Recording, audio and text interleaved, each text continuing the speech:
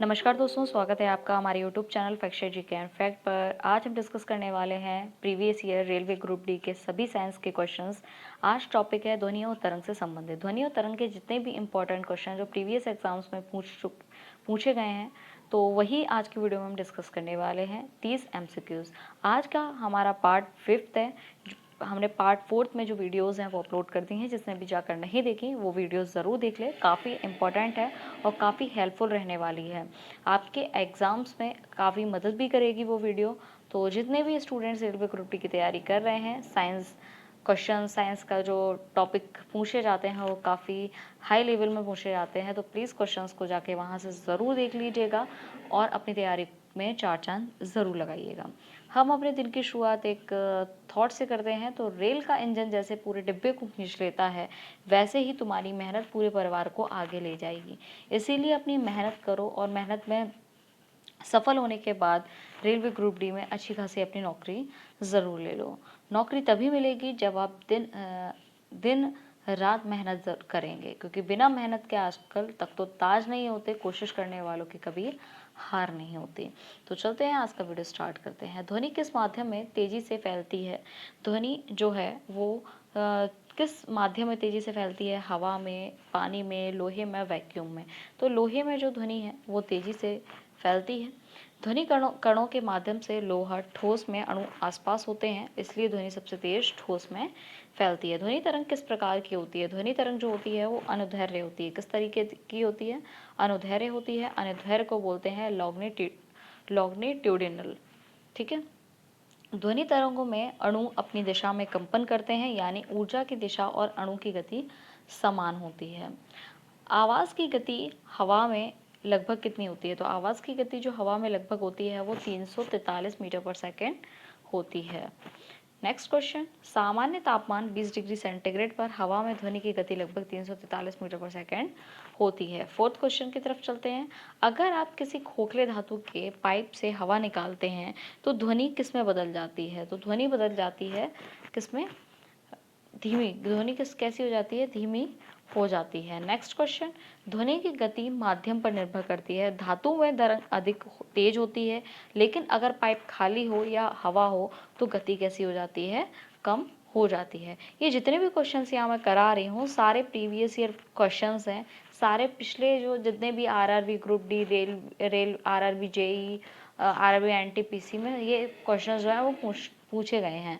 तो please video को बिल्कुल भी स्किप मत कीजिएगा, ये वीडियो आपके लिए काफ़ी हेल्पफुल रहने वाली है। चलते हैं नेक्स्ट क्वेश्चन की तरफ। ध्वनि तरंगों की आवृत्ति का पता कैसे चलता है? तो ये पता चलता है तरंग धैर्य से। किस तरीके से चलता है? तरंग धैर्य से चलता है। ध्वनि की आवृत्ति फ्रिक्वेंसी जो होती है, ध्वनि की गति बी यानी कि तरंग दैर्घ्य अपॉन में कर देते हैं, इसका अगर निकालना होता है तो। सोनार का उपयोग किस लिए किया जाता है? सोनार का उपयोग, ये क्वेश्चन जो है ना कई बार पूछा जाता है कि सोनार का उपयोग किस लिए किया जाता है? पानी में दूरी मापने के लिए, हवा में आवाज़ बढ़ाने के लिए, धातु को गर्म करने के लिए, बिजली उत्पन्न करने के लिए। आंसर इसका कमेंट बॉक्स में ज़रूर बताइएगा। ठीक है। तो इसका जो करेक्ट आंसर है वो पानी में दूरी मापने के लिए सोनार का उपयोग किया जाता है। सोनार ध्वनि की प्रतिध्वनि का उपयोग कर पानी में वस्तुओं की दूरी को ज्ञात करता है। संगीत में सुर किससे संबंधित है? तो संगीत में जो सुर है वो किससे संबंधित है? आवृत्ति से संबंधित है। सुर की ऊंचाई ध्वनि की आवृत्ति पर निर्भर करती है। अधिक आवृत्ति ऊंचा सुर। ध्वनि तरंगों का परावर्तन क्या कहलाता है? तो यह कहलाता है, परावर्तन ही कहलाता है। जब ध्वनि किसी कठोर सतह से टकराकर लौटती है तो उसे क्या बोलते हैं? परावर्तन कहते हैं। गूंज इको कब सुनाई देता है? जब परावर्तन के लिए दूरी 17 मीटर से कैसी हो? अधिक हो। नेक्स्ट क्वेश्चन, गूंज सुनाई देती है जब मूल ध्वनि और परिवर्तित ध्वनि में 0.1 सेकंड से अधिक अंतर होता है।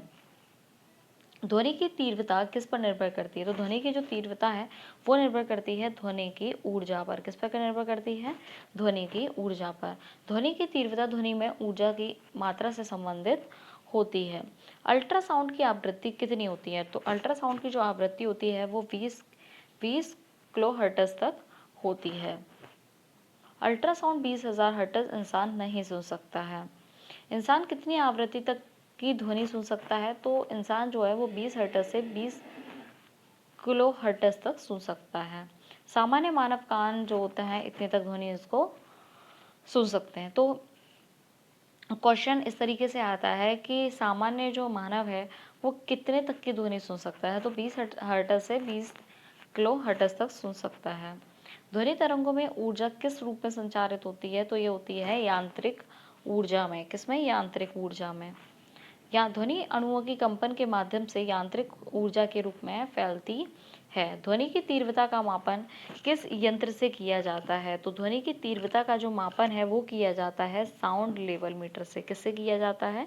साउंड लेवल मीटर से किया जाता है।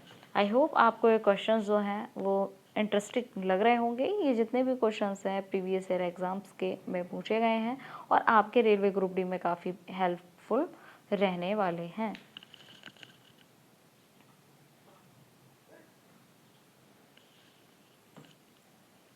साउंड लेवल मीटर डीबी यानी कि डेसिबल में ध्वनि की तीव्रता मापता है। डॉपलर प्रभाव किससे संबंधित है, तो डॉपलर जो प्रभाव है वो संबंधित है स्रोत की गति के कारण आवृत्ति बदलना। किससे संबंधित है? स्रोत की गति के कारण आवृत्ति बदलना। जब ध्वनि स्रोत या श्रोता गति में हो तो आवृत्ति बदल जाती है, इसे डॉपलर प्रभाव कहते हैं। अगर ध्वनि की आवृत्ति बढ़ती है तो सुर कैसा होता है? सुर होता है ऊंचा। नेक्स्ट, आवृत्ति बढ़ने से ध्वनि की ऊंचाई बढ़ती है। भूकंप की तरंगें किस प्रकार की होती हैं, तो भूकंप की जो तरंगें होती हैं वो अनुदैर्ध्य और लंबवत होती हैं। नेक्स्ट क्वेश्चन, ध्वनि का अवशोषण किसे कहते हैं? ध्वनि की ऊर्जा का माध्यम द्वारा सोखना क्या कहलाता है? ध्वनि का अवशोषण कहलाता है। कपड़ा, वॉल पैनल आदि ध्वनि की ऊर्जा अवशोषित कर तीव्रता को कम करते हैं। डॉपलर इफेक्ट का उपयोग किस में होता है, तो स्पीड मीटर में होता है। किस में होता है? स्पीड मीटर में होता है। गति मापने वाले उपकरण स्पीड गन में डॉपलर प्रभाव का उपयोग किया जाता है। डॉपलर प्रभाव से रिलेटेड कई क्वेश्चन जो हैं वो एग्जाम्स में कई बार पूछे भी गए हैं। ध्वनि का वेग किस पर निर्भर करता है, तो माध्यम की सघनता और तापमान पर निर्भर करता है। ठोस में जो होती है वो तेज होती है, द्रव में मध्यम होती है, वायु में धीमी होती है। ध्वनि तरंग की लंबाई किससे संबंधित है? ये आवृत्ति और वेग से संबंधित है। नेक्स्ट, हवा में ध्वनि का वेग कितना होता है? तापमान बढ़ने से कितना होता है, तो ये तापमान बढ़ने से बढ़ता है। तापमान बढ़ने से हवा के कण तेज गति करते हैं, ध्वनि तेज फैलती है। संगीत में तीव्रता किसे दर्शाती है, तो आवाज की जोर को दर्शाती है। किसको? आवाज की जोर को दर्शाती है। ध्वनि तीव्रता ध्वनि की जोर या लाउडनेस बताती है। गूंज सुनाई देने के लिए न्यूनतम दूरी क्या होनी चाहिए, तो गूंज सुनाई देने के लिए जो न्यूनतम दूरी है वो कितनी होनी चाहिए? वो होनी चाहिए हमारी कितनी? 17 मीटर। कितनी होनी चाहिए? 17 मीटर हमारी होनी चाहिए। दूरी कितनी होनी चाहिए? आवाज लौटकर 0.7 के बाद पहुंचे। सुपरसोनिक गति किसे कहते हैं? वेरी इंपॉर्टेंट है। सुपरसोनिक गति किसे कहते हैं? ये कहते हैं ध्वनि की गति से तेज। ठीक है, 343 मीटर पर सेकंड हवा में सुपरसोनिक जो है वो होता है। इंसानी कान सबसे संवेदनशील किस आवृत्ति पर होता है, तो ये होता है 1000 हर्ट्ज से 4000 हर्ट्ज तक होता है। यह मानव कान के अधिकतम संवेदनशील की सीमा है। ध्वनि की परावर्तक सतह का उदाहरण है क्या है? दीवार। कोई कठोर ध्वनि टकराकर जो है वो लौटती है। कभी भी आपने कमरे में देखा होगा, अगर खाली कमरा है और आप तेज से चिल्ला रहे हैं तो आवाज़ गूंजती है। तो ये क्वेश्चन जो है इस तरीके से भी पूछ लिया जाता है। अगर आप किसी बंद कमरे में हैं, किसी खाली कमरे में हैं और अगर आप आवाज़ ज़ोर से चिल्लाते हैं और वही आवाज़ जब रिटर्न में आती है तो उसको क्या कहते हैं? ठीक है, तो इस तरीके से क्वेश्चन पूछे जाते हैं। अगर ध्वनि का स्रोत आपके पास बढ़ रहा है तो आप क्या सुनेंगे? हम सुनेंगे उच्च आवृत्ति। डॉपलर प्रभाव के कारण स्रोत के आसपास आते समय आवृत्ति कैसी होती है? बढ़ती है। ध्वनि की गति वायु में कम क्यों होती है, तो क्योंकि वायु के जो कण हैं कम घनत्व वाले होते हैं। ध्वनि तरंग को फैलने के लिए अणुओं से टकराना पड़ता है। आज का लास्ट क्वेश्चन, ध्वनि तरंग की ऊर्जा का मापन किस इकाई में होता है, तो ये होता है डेसिबल में। किस में होता है? डेसिबल में होता है। ध्वनि की तीव्रता डेसिबल में मापी जाती है। आई होप आपको ये वीडियो पसंद आया होगा। अगर वीडियो पसंद आया है तो लाइक शेयर सब्सक्राइब ज़रूर करें एंड इसको शेयर ज़्यादा से ज़्यादा शेयर ज़रूर करें, जिससे आपको और जितने भी स्टूडेंट्स रेलवे ग्रुप डी की तैयारी कर रहे हैं उनकी भी काफ़ी अच्छी तैयारी यहाँ पर हो सके। तो मिलते हैं नेक्स्ट वीडियो में नेक्स्ट टॉपिक के साथ।